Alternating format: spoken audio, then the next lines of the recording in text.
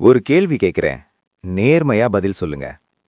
இப்போ நீங்க வாழ்ற வாழ்க்கை உங்களுக்கு பிடிக்குதா? அல்லது நீங்க தினமும் ஜஸ்ட் சர்வைவ் பண்ணிக்கிட்டே இருக்கீங்களா?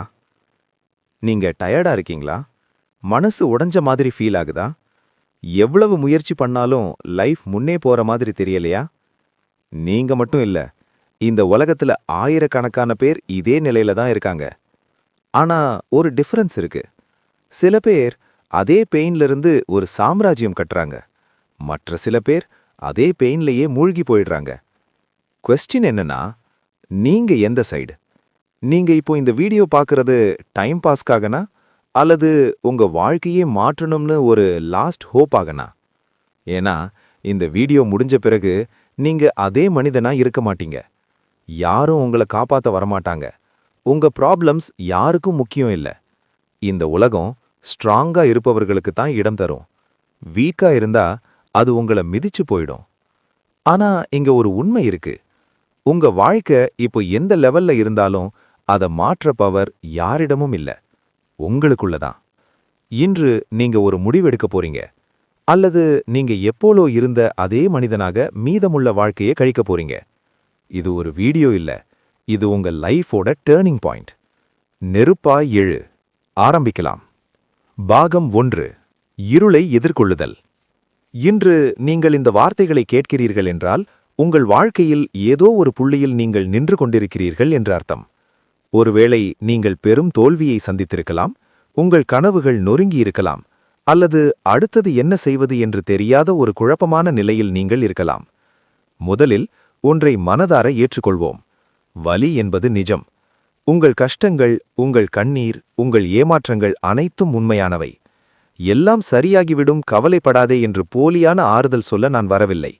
ஏனென்றால் தானாக எதுவும் சரியாகிவிடாது. நீங்கள் அதை சரி செய்யும் வரை எதுவும் மாறப்போவதில்லை. நீங்கள் இருட்டில் தள்ளப்பட்டிருக்கிறீர்கள். ஆனால் அது உங்களை புதைப்பதற்காக அல்ல, ஒரு விதையாக உங்களை நடுவதற்கு. பாகம் 2. சுய பரிதாபத்தை நிறுத்துங்கள். ஏன் எனக்கு மட்டும் இப்படி நடக்கிறது என்ற கேள்வியை உங்களை நீங்களே கேட்பதை முதலில் நிறுத்துங்கள். இந்த உலகம் மிகவும் கடினமானது. அது உங்கள் கண்ணீருக்காகவோ உங்கள் சோக கதைகளுக்காகவோ என்றுபோதும் காத்து நிற்காது.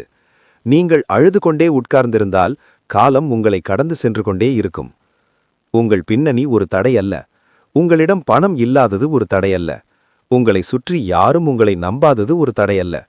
இவை அனைத்தும் உங்கள் வெற்றி பெற்ற பிறகு உலகத்திற்கு சொல்லப்போகும் உங்கள் சரித்திரத்தின் பக்கங்கள். ஒரு இரும்பு நெருப்பில் எவ்வளவு அதிகமாக சுடப்படுகிறதோ அவ்வளவு வலிமையான ஆயுதமாக அது மாறுகிறது.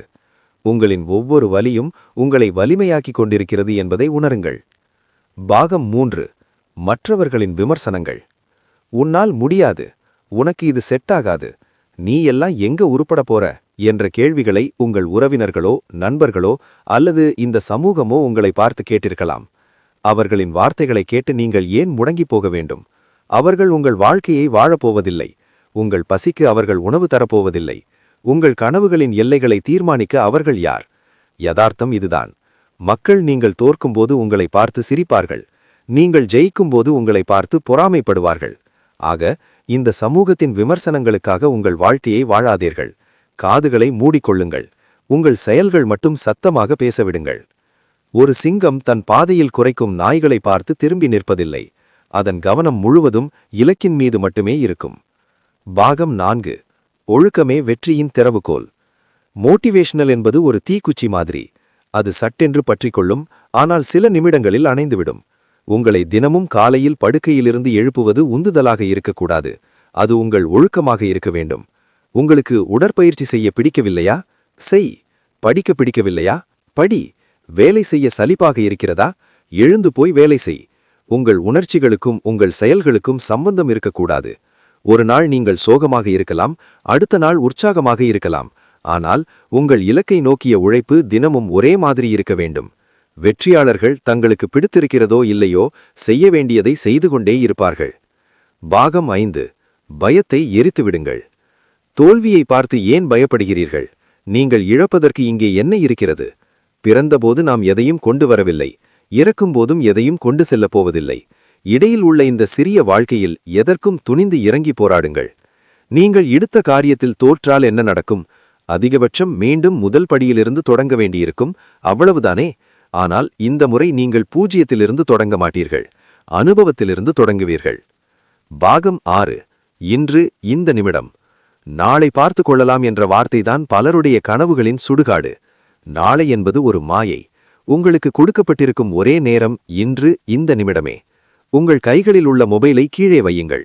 உங்கள் நேரத்தை திருடும் வீணான பொழுதுபோக்குகளை தூக்கி எறியுங்கள்.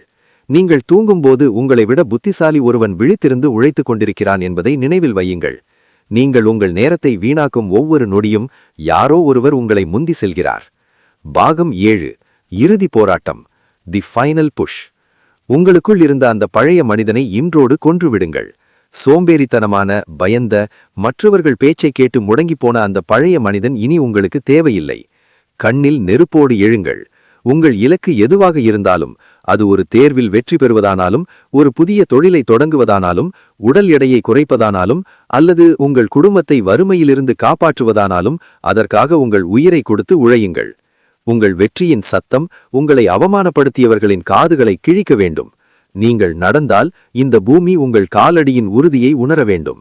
இது உங்கள் வாழ்க்கை, இது உங்கள் களம். இங்கு நீங்கள்தான் ராஜா. இப்போதே தொடங்குங்கள். ஒரு வெற்றியாளனாக உங்கள் வரலாற்றை நீங்களே எழுதுங்கள்.